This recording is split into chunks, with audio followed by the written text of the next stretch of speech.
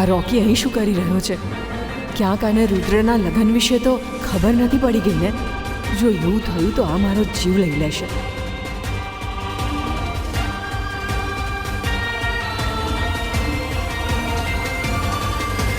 આટલી ગભરાયેલી કેમ લાગે છે? કે ગડબડ છે કે શું?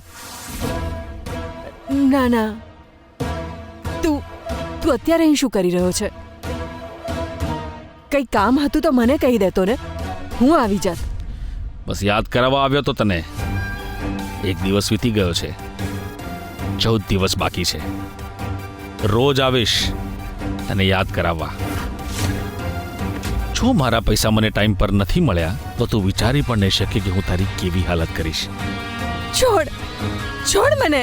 હાથમાંથી જવા ના દેતી આ તારી સોનાની ઈંડા પવાળી મરઘીને. હું પ્રયત્ન કરી રહી છું. તું ટેન્શન ના લઈશ, પૈસા મળી જશે તને.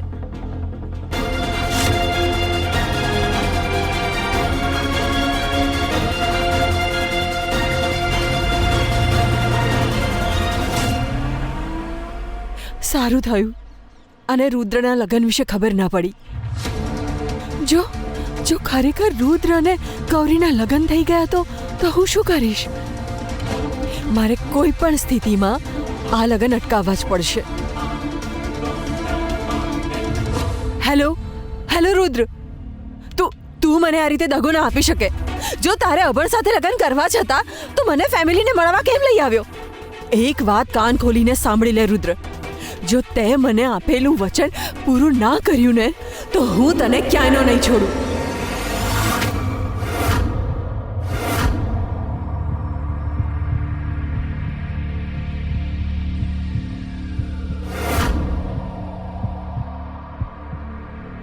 તમે મારા ફોન સાથે શું કરી રહ્યા છો માં?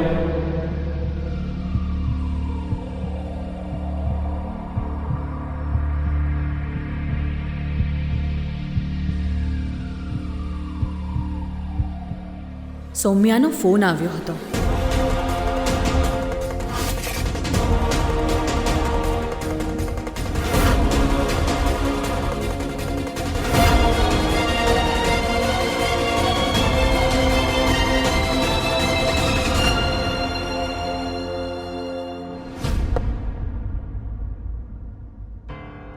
માતાજી, તમે મને બોલાવી?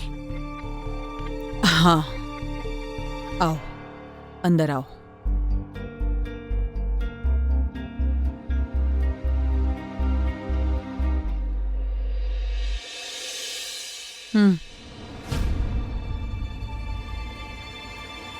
આ પહેરી લે.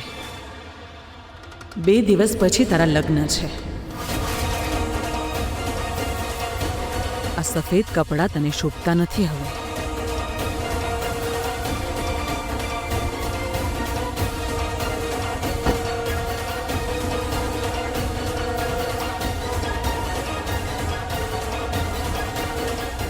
માતાજી, મારા પર દયા કરો માતાજી.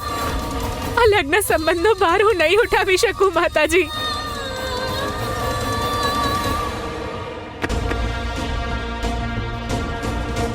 માતાજી, એક જ વાત હું વારંવાર નહીં બોલું ગૌરી.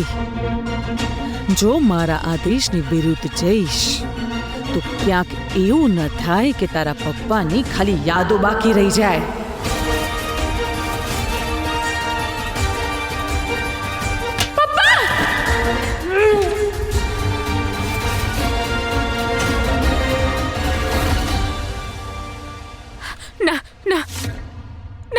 ના માતાજી, ના, આવું ના કરો માતાજી. માતાજી, આ જબરદસ્તીના સંબંધી તો રુદ્રજી પણ ખુશ નહીં થાય માતાજી. અને તમે જ વિચારો, જે સંબંધનો પાયો આ રીતે મુકાયો હોય એ સંબંધનો અંત કેવો હશે?